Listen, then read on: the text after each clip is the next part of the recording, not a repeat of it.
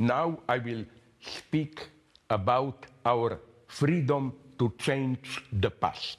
Of course, from a scientific standpoint, the notion of changing the past is a nonsense. What happens, happens. Science described it. And even science at its most radical, science which, like quantum mechanics, introduces contingency into nature itself, so that nature is not fully determined by necessity, there is no space for freedom there. Because freedom doesn't mean contingency. Freedom means a determinism, but a determinism of your own. Freedom means to freely choose, determine something. Like if you grab a piece of candy by chance, this is not freedom, this is contingency. But my thesis will be that nonetheless, we can freely change the past. The problem is only in what precise sense. Of course, from the scientific standpoint, freedom is ultimately what they call in cognitive sciences a user's illusion. You think that you act freely, which simply means you do what you want or what you intend, but the content is already determined by society or by neuronal processes in you. And there is even a well-known scientific experiment done already, I think, almost half a century ago by Benjamin Libet, where he scientifically, for some people, demonstrates that there is no freedom. He asked people to do something in a totally contingent-free way. He had measuring apparatuses connected with your neurons,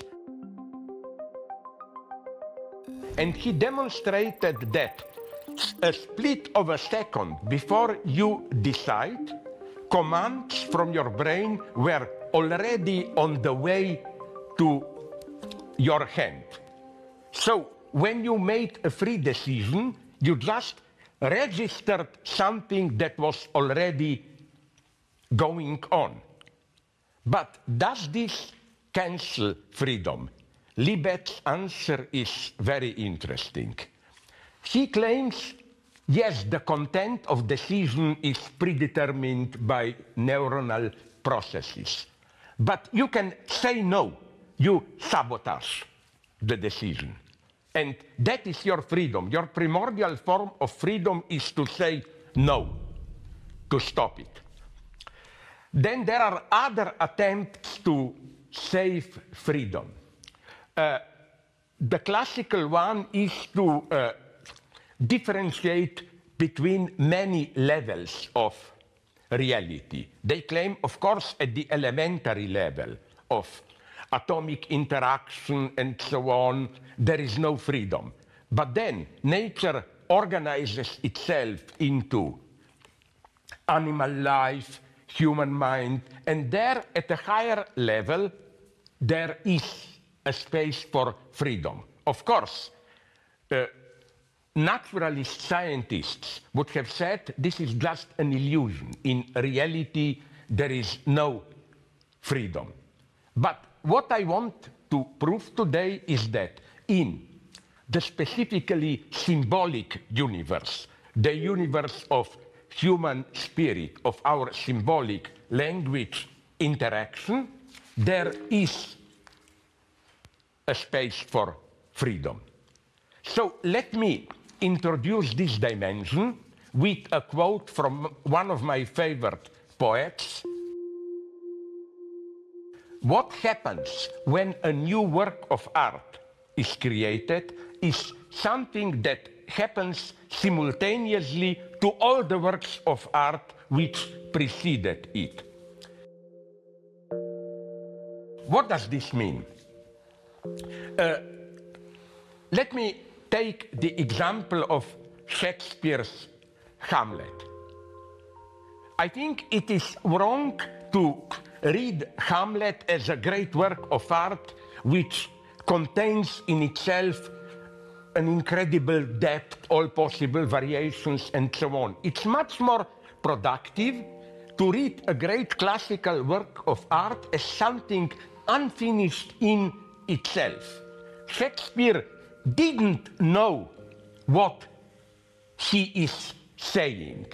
Just deep thoughts came to him. He wasn't even aware what they can mean. I think that now we can know better than Shakespeare what is in Shakespeare. Great works of art are retroactively recreated all the time.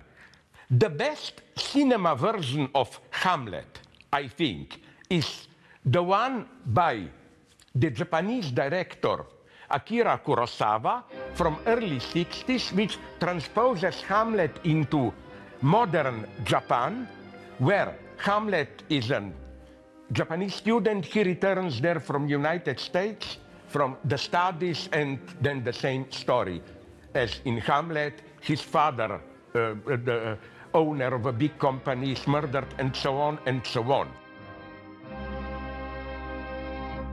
But you see, this is the mystery of changing the past.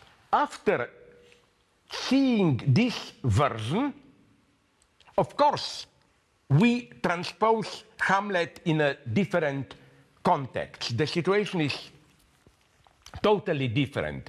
But in a way, we fill in the gaps which were already there in the original. This retroactivity is crucial.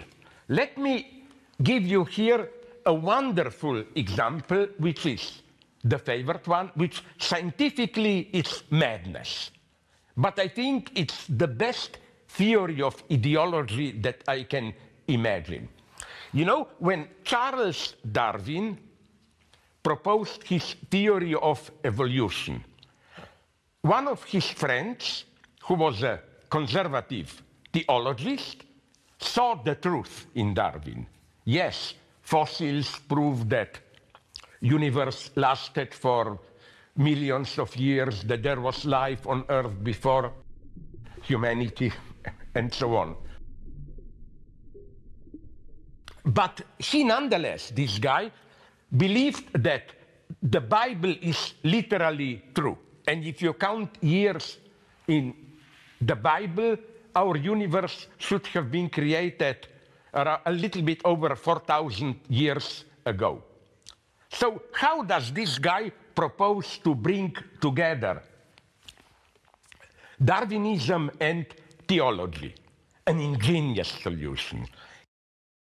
God directly created fossils in the same way that in a movie scene you have painted background to create a false temporal opening. You know, God created the illusion of the past.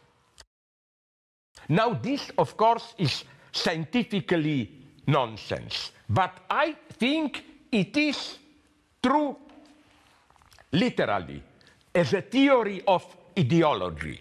Ideology means that every historical epoch perceives the past in a different way. Here I would like to take an example from politics. It's my favorite example. When in '93 in Jenewa there were negotiations about how to end the Korean War, the Chinese Prime Minister Zhou Enlai, who represented China there, was asked by a French journalist, what does he think about French Revolution? And he gave a wonderful answer. His answer was, it's too early to say. we don't yet know what was the French Revolution. And he was right, because when communist socialism disintegrated, incidentally, you remember, exactly 200 years after French Revolution. French Revolution became the beginning of an epoch, revolutionary epoch of progress, which ended in 1990. And so now, when we are fighting for freedom, we are still fighting for what the French Revolution is or was. The reality is the same. People were dying there and so on and so on. The reality is the same, but the symbolic weight of this reality changes.